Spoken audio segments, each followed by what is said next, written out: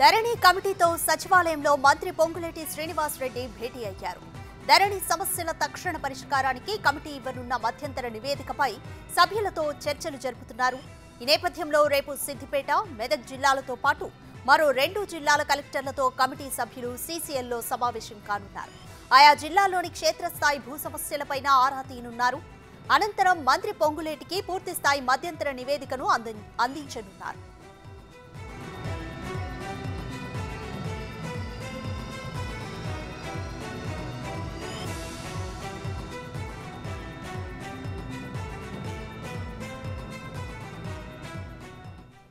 ఇక complete details మా ప్రతినిధి సాదిక్ అందిస్తారు.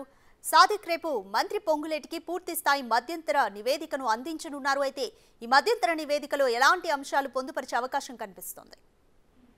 రాధిక, ధరణి సమస్యలపై వేసినటువంటి అధ్యయనం కోసం వేసినటువంటి కమిటీ ఇప్పటికే 3 సార్లు భేటీ కావడం జరిగింది. ఈ భేటీ సంబంధించిన పలు అంశాలపైన కూడా ఈ కమిటీకి కొన్ని సిఫార్సులు వచ్చాయి. ఇప్పటి వరకు 39 వరకు కూడా సమస్యలు ధరణిలో ఉన్నట్టుగా గుర్తించింది. తక్షణం వీటన్నిటిపైన కూడా పూర్తి స్థాయిలో అటు కలెక్టర్స్, అదేవిధంగా రెవెన్యూ అధికారులతో కూడా సమావేశం కానుంది. రేపు సిద్దిపేట, మెదక్ జిల్లాలతో పాటుగా మరో 2-4 జిల్లాలతో కలెక్టర్లతో కూడా భేటీ కాబోతుంది. ప్రధానంగా ఇప్పటివరకు భూ సమస్యలు ఎక్కడెక్కడ ఉన్నాయి, ఏ ప్రాంతాల్లో ఎక్కువ ఉన్నాయి, ఏ అంశాలు కూడా ఎక్కువ ఉన్నాయని కూడా క్షేత్రస్థాయిలో వీరందరూ అధ్యయనం చేస్తుంది ధరణి చేసినట్టు కమిటీ. ప్రధానంగా రెవెన్యూ శాఖ మంత్రి కూడా మధ్యంతర నివేదిక ఇవ్వబోతున్నారు. ఇప్పటికే 3 సార్లు భేటీ అయిన తర్వాత పలు అంశాలను కొంత క్లారిటీ వచ్చిన నేపథ్యంలో మంత్రి రెవెన్యూ శాఖ మంత్రి పొంగులేటి శ్రీనివాస్ రెడ్డితో భేటీ కావడం జరిగింది.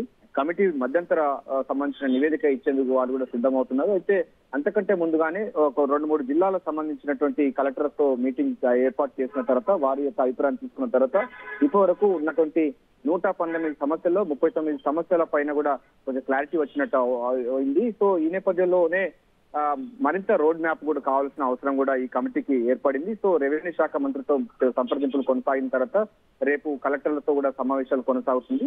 ఆ నేపథ్యంలోనే రెవెన్యూ శాఖ మంత్రి పొంగులేటి శ్రీనివాస్ రెడ్డి కలిసి మాట్లాడడం జరిగింది.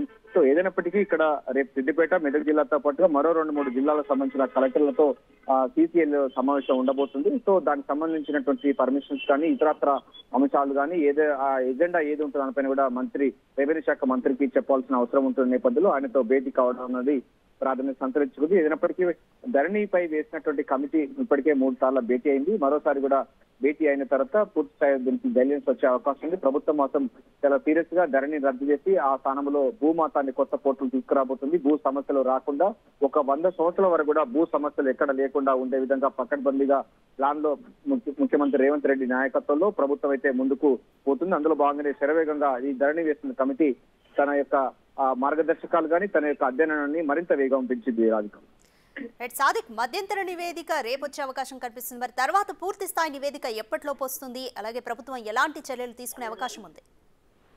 ప్రస్తుతం అయితే మనకు మధ్యంతర నివేదిక అంటే ఇప్పటికీ 3 సార్లు భేటీ అయిన తర్వాత సమస్య పైన పూర్తి అధ్యయనం చేసింది. అయితే కలెక్టర్స్ తో కూడా మాట్లాడే అవసరం ఉంటుంది. ఎందుకంటే కలెక్టర్ స్థాయిలో కూడా జిల్లా స్థాయిలో ఉన్నటువంటి భూ సమస్యలు, ఎందుకంటే రాష్ట్రంలో చాలా రకాల భూములు ఉన్నాయి. ఇనాం భూములు ఉన్నాయి, పట్టదారు భూములు ఉన్నాయి, అదేవిధంగా ఆర్ఓ యాక్టివ్ ఉంది.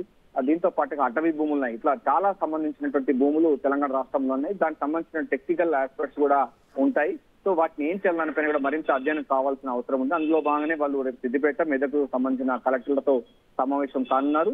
సమావేశం వచ్చిన తర్వాత వారు పూర్తి స్థాయిలో ఒక నివేదిక అయితే ఉండదు. సాధ్యమంత త్వరగా దీనికి సంబంధించిన ధరణి అనే దరిద్రాన్ని తీసివేసి కొత్త పోర్టల్ తీసుకువస్తామని కూడా ప్రభుత్వం ప్రకటించిన నేపథ్యంలో శరవేగంగా పావులు కలుగుతున్నాయి. మధ్యంతర నివేదిక ఇప్పటి వరకు జరుగుతున్న పరిణామాలన్నిటిపైన ఏదైతే ఐడెంటిఫై చేశారో వాటన్నిటిపైన కూడా మంత్రికి అయితే వివరించబోతున్నారు. మంత్రికి వివరించిన ముఖ్యమంత్రి కూడా దాన్ని సబ్మిట్ చేయబోతున్నారు.